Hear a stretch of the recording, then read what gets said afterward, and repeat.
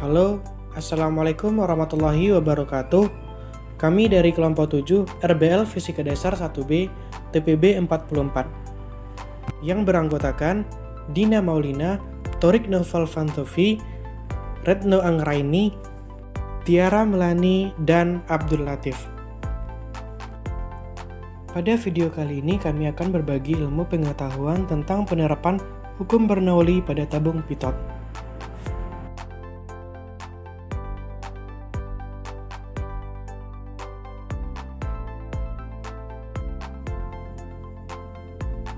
Apa itu hukum Bernoulli? Hukum Bernoulli adalah hukum yang berlaku untuk fluida dinamis.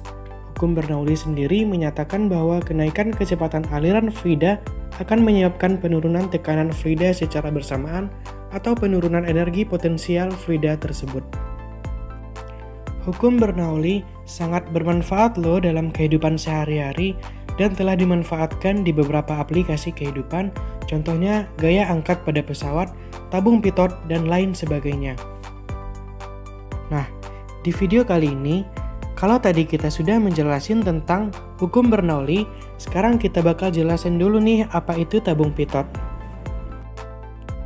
Tabung pitot adalah instrumen untuk melakukan pengukuran kecepatan pada aliran fluida. Tabung pitot ditemukan oleh insinyur kebangsaan Prancis yang bernama Henri Pitot pada awal abad ke-18. Tabung pitot telah digunakan secara luas untuk menentukan kecepatan dari pesawat terbang dan mengukur kecepatan udara dan gas pada aplikasi industri.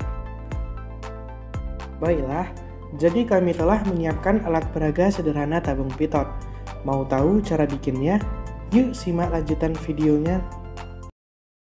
Remember when I told you no matter where I go, I'll never leave your side, you will never be alone. Even when we go through changes, even when we're wrong, remember that I told you I'll find my way back home.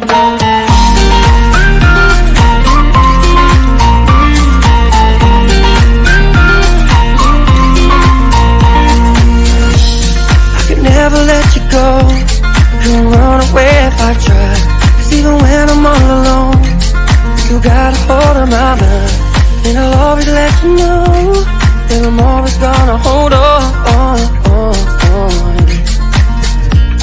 And I told you right from the start, you just say the word and I go. Nah, bagaimana sih cara kerja dari tabung pitot itu? Jadi, tabung pitot sederhana terdiri dari tabung yang mengarah secara langsung ke arah aliran fluida. Tabung ini berisi fluida sehingga tekanan bisa diukur dengan perubahan tinggi dari fluida tersebut.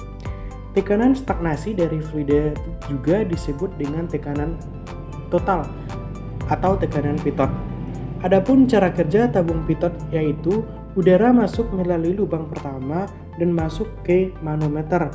Udara masuk lagi ke lubang kedua dan akan masuk juga ke dalam manometer. Lalu saat udara masuk ke lubang pertama dan kedua, maka akan terjadi perbedaan ketinggian. Maka prosedur inilah yang disebut dengan cara kerja tabung pitot. Bagaimana sih cara penentuan rumus tabung pipa pitot? Nah, di dalam pipa pitot terdapat dua titik. Yang pertama, kita misalkan kelajuan udara di A adalah VA dan kelajuan udara di B adalah VB. Kemudian, udara masuk dari lubang depan dan saat di B aliran udara tertahan hingga kecepatannya 0. Masih pada ingat kan rumus hukum Bernoulli? Nah, dari rumus hukum Bernoulli itu dapat kita tentukan hingga menghasilkan rumus pipa pitot, yaitu V sama dengan akar dari 2 dikali massa jenis zat cair dikali dengan percepatan gravitasi dikali ketinggian dan dibagi dengan rho udara atau massa jenis udara. Selanjutnya, kelebihan dari tabung pitot ini adalah memiliki susunan yang sederhana, relatif mudah dan murah, tidak perlu adanya kalibrasi, persur drop aliran kecil. Sedangkan kekurangannya adalah keakuratan rendah, pipa harus lurus dengan kecepatan aliran untuk mendapatkan hasil yang baik. Kesimpulan pada video kali ini, Tabung pitot merupakan suatu alat yang dikembangkan sebagai pengukur kecepatan gerakan pesawat terbang dan pengukuran kecepatan udara atau gas di dalam pipa tertutup.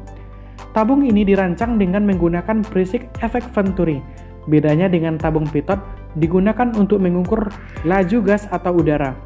Berdasarkan hukum Bernoulli, semakin besar tinggi permukaan, maka semakin besar pula kecepatan aliran fluidanya. Prinsip kerja pada tabung ini cukup sederhana, pengaplikasiannya terhadap berbagai bidang, dan terdapat beberapa faktor yang mempengaruhinya seperti selisih tinggi permukaan.